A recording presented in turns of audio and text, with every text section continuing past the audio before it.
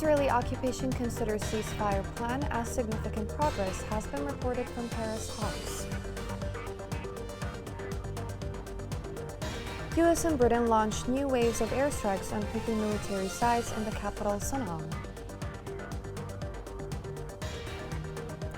Yemeni government calls for preventing an environmental disaster sparked by a Houthi attack on a cargo ship in the Red Sea.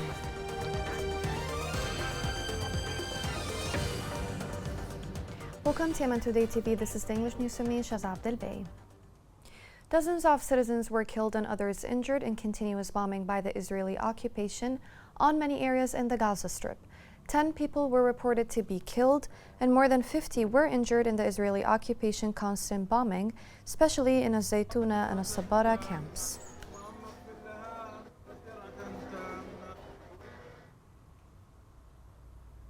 According to the Ministry of Health, the death toll from the Israeli occupation aggression against the Gaza Strip since the 7th of last October has risen to more than 29,000 and 69,000 injuries, the majority of whom are children and women. The ministry explained that thousands of victims are still under the rubble, and the occupation is preventing ambulance and civil defense crews from reaching them. In the past 24 hours, the occupation forces committed 7 massacres, resulting in the death of 86 citizens and the injury of 131 others.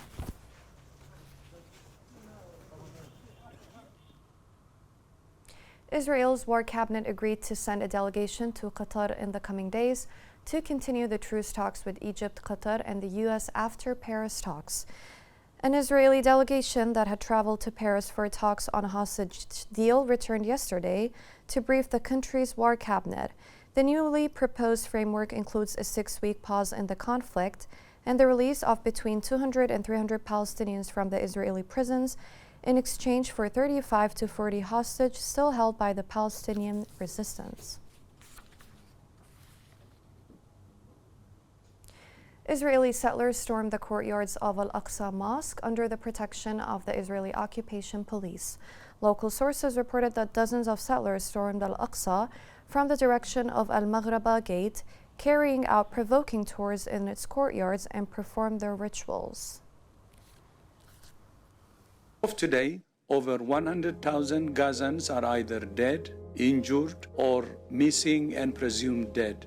WHO has faced great difficulty even to reach hospitals in southern Gaza.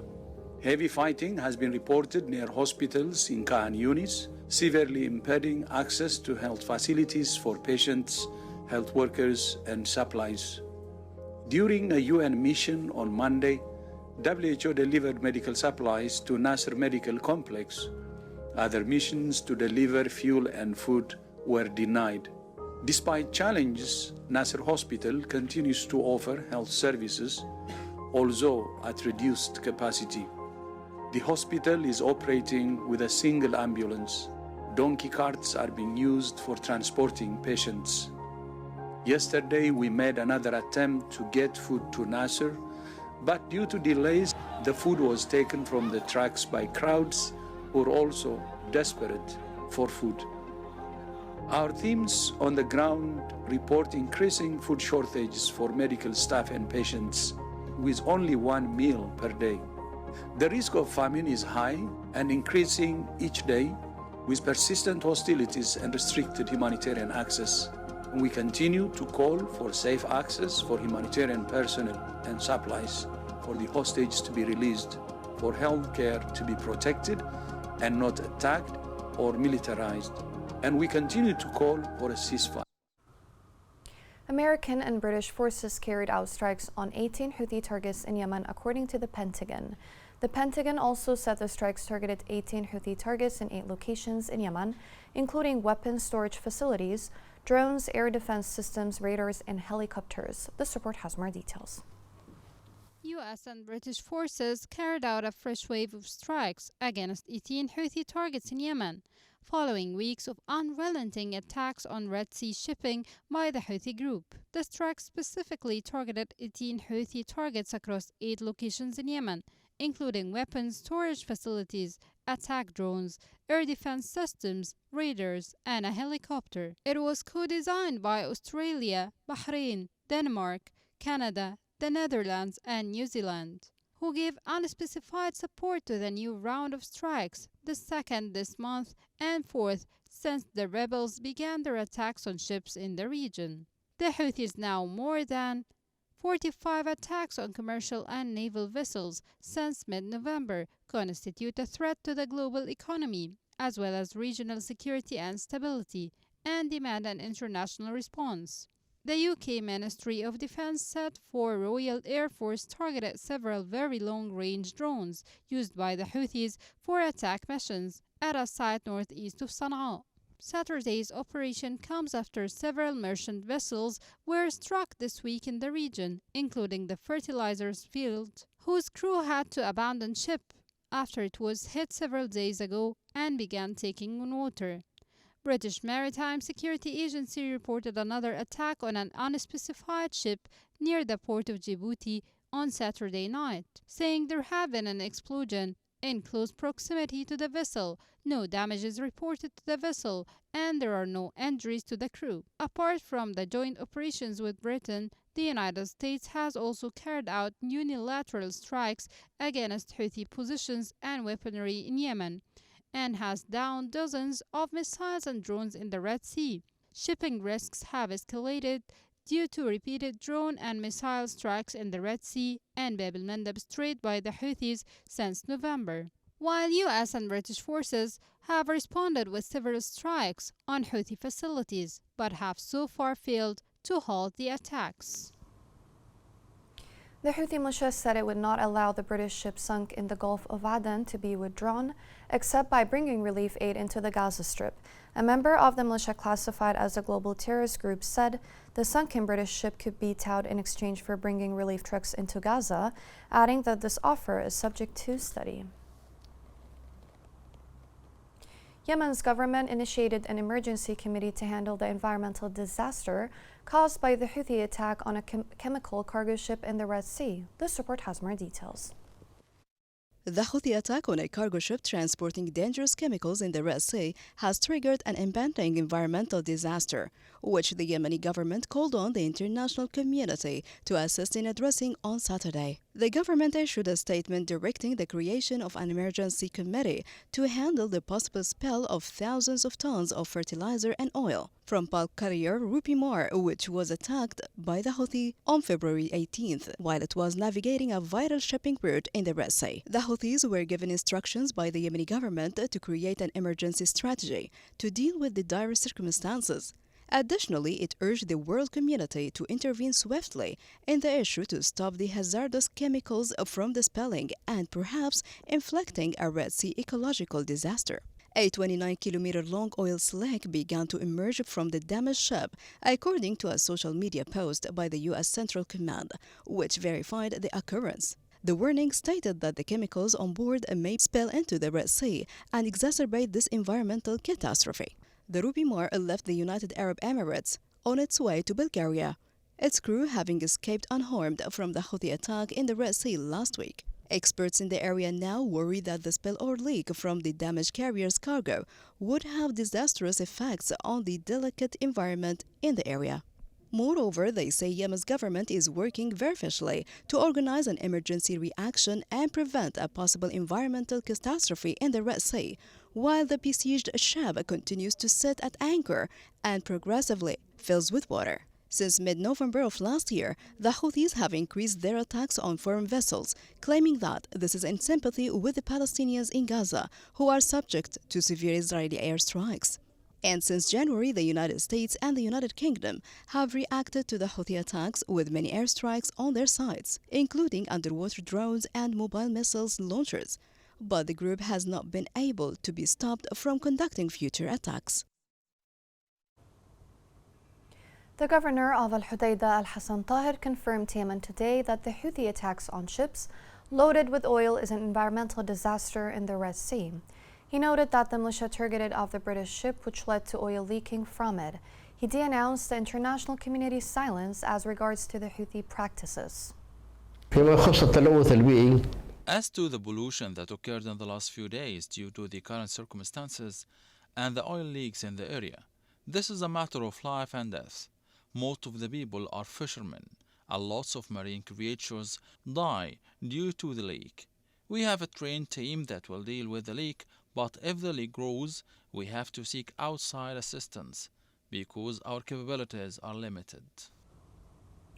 The company Diana Shipping announced that it's going to avoid sailing in the Suez Canal due to the attacks on ships in the Red Sea. The companies had said in a call with investors that transit in the Suez Canal decreased by about 40% compared to the levels seen in the first half of December last year. Egyptian president said this week that the Suez Canal revenues fell between 40 and 50% due to tensions in the Red Sea. The terrorist Houthi militia held the funeral of the bodies of 10 of its dead in the kidnapped capital Sana'a and in Damar Governorate. The Houthi militia media reported that the bodies of 10 of its dead were buried in Damar Governorate, and in Sana'a, most of them were leaders.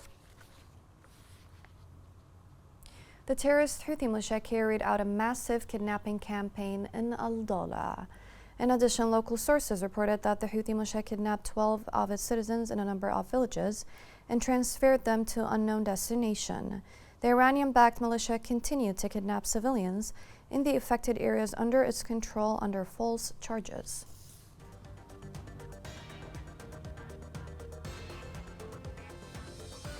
Coming next in the news.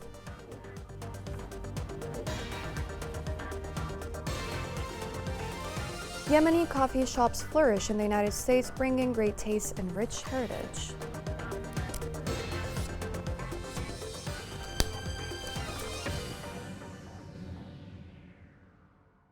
Stands out for its richness, complexity, and distinctiveness.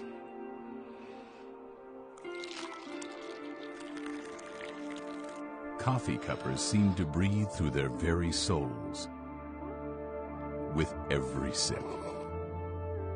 They appreciate the journey of the seed, dating back to when it was just an idea in the farmer's mind, through to its journey into their cup.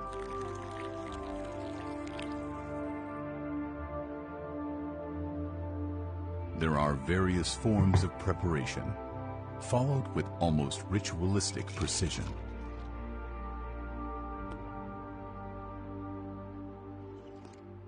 Yemeni coffee, an endless story of discovery. Welcome back. Military sources in Taz in central Yemen reported the killing and injuring of a number of Houthi militia members.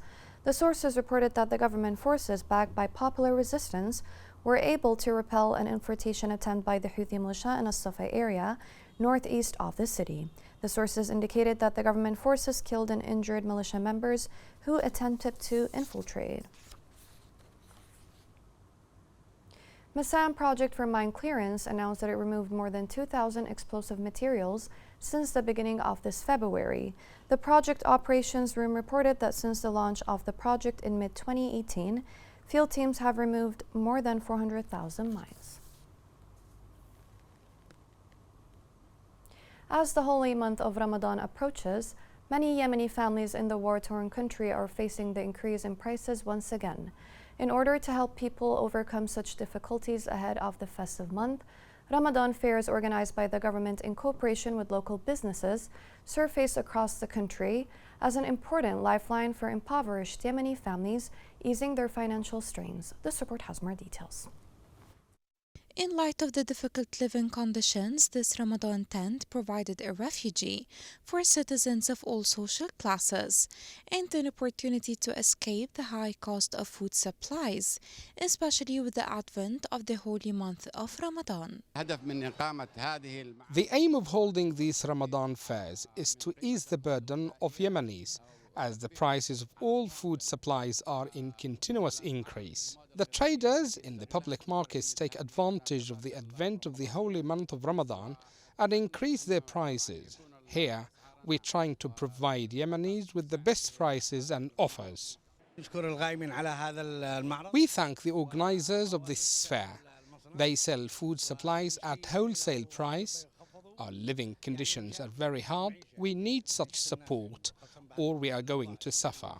The tent, which is organized by the Yemeni Economic Foundation every year, witnessed a remarkable turnout from citizens whose opinions varied towards what they saw inside the tent. Other citizens noticed great differences in the prices in the Ramadan tent compared to the public markets. They wished that the tent would continue throughout the whole year, not only in the season of the holy month of Ramadan. We wish if they organized these tents from time to time, not only in Ramadan. The prices are not very low, but it's much better than the prices of the public markets. The offers provided by the Ramadan tent are what attracted the attention of the public and its visitors. It provided citizens with the best alternatives, other than the ones found in public markets. The Prime Minister Ahmed Awad bin Mubarak inaugurated the first house-to-house immunization campaign against polio in the temporary capital Aden. The campaign was launched by the Ministry of Public Health and Population in Yemen with support from the World Health Organization, UNICEF, and the Global Polio Initiative over a period of 3 days. The national campaign aims to vaccinate 300,000 children under the age of 5. The Water Corporation in the capital Sana'a, which is under the control of the Houthi militia, raised the fees rate for water and sewage bills by 300%. Activists circulated an invoice issued by the Water and Sanitation Corporation containing a 300% increase in the fees on water and sanitation bills about a year after a similar increase. The origin of coffee goes back to Yemen. Yemeni coffee houses are spreading out in the U.S., transferring the spirit of the Yemeni culture there. This report has more details. There has been a dramatic uptick in the number of new Bay Area coffee houses specializing in Yemeni coffee in recent years. San Francisco, Berkeley, and Oakland each now have several Yemeni coffee houses, with more to come. These coffee spaces offer not only Yemeni beans, but an alternative to the popular grab-and-go caffeine culture. They offer table service and Middle Eastern-inspired decor and ambience. The coffee houses have become Bay Area darlings in the pandemic era, but the fame of Yemen's coffee beans goes back centuries. Some 90% of the world's coffee can be genetically traced to Yemen. Now Yemeni coffee houses are popping up across the country, thanks largely to Michigan's Haraz coffee chain. Using beans sourced from Yemen, Haraz offers a variety of espresso coffee drinks, from Western-style lattes to drinks infused with ginger, and not just in Michigan. Soon after, owner Hamza Nasser opened his first Haraz coffee in Dearborn in 2021. He was approached by someone who owns Oakland's ShopRite about opening a Northern California franchise. Soon there were Haraz locations across the country in Michigan, Texas, New York, and North Carolina. There is one in San Francisco and a second in the works for South San Francisco, and others bear similar inspiration. Yemenis became aware of the imminent danger threatening coffee cultivation, so many campaigns were launched to elevate its status and to highlight its value and importance, and accordingly many areas have returned to planting it again. The Yemeni people have known coffee since the first decade of the 14th century, and its popularity increased during the 18th and 19th centuries, making Yemen a destination for coffee merchants from all over the world. So it became popular in all markets, and all languages sang about it. Here's a reminder of the main headlines. Israeli occupation considers ceasefire plan as significant progress has been made, reported from Paris talks. US and Britain launched new waves of airstrikes on Houthi military sites in the capital, Sana'a. Yemeni government calls for preventing an environmental disaster sparked by a Houthi attack on a cargo ship in the Red Sea.